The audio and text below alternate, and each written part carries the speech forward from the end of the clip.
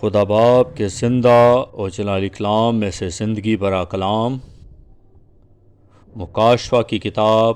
اس کا 12واں باب۔ پھر آسمان پر ایک بڑا نشان دکھائی دیا،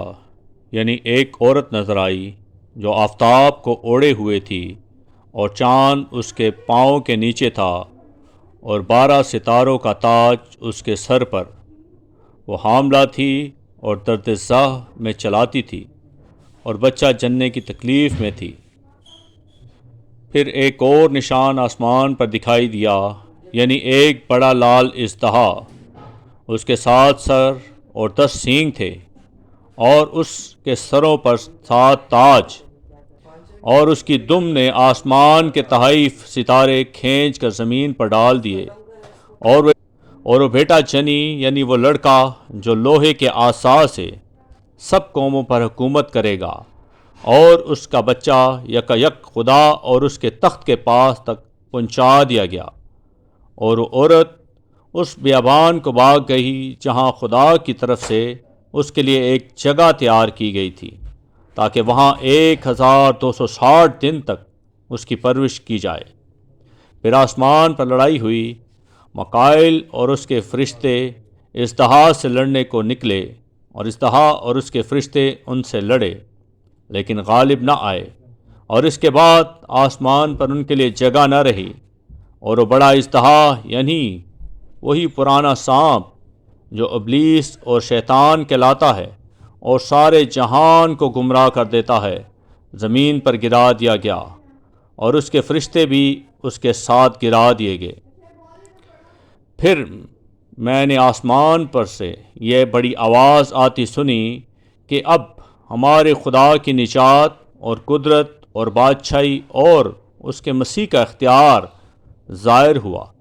کیونکہ ہمارے بھائیوں پر الزام لگانے والا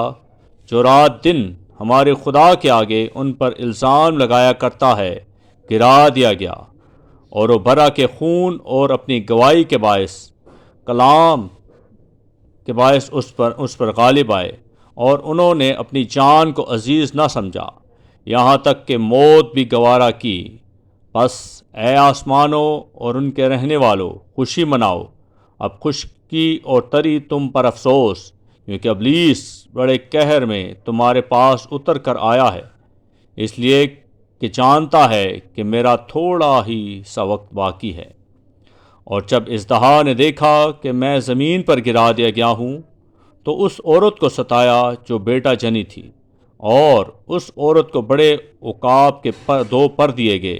تاکہ شام کے سامنے سے اڑ کر بیابان میں اپنی اس جگہ پہنچ جائے جہاں ایک زمانہ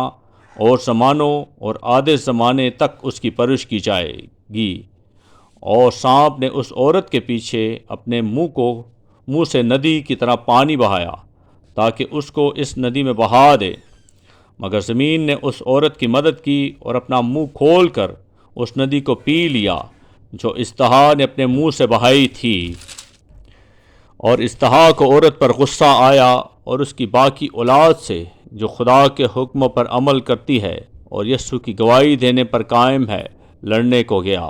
کلام کے پڑھے اور سنے جانے پر خداوند کی برکت ہو، خداوند کا شکر ہو، آمین۔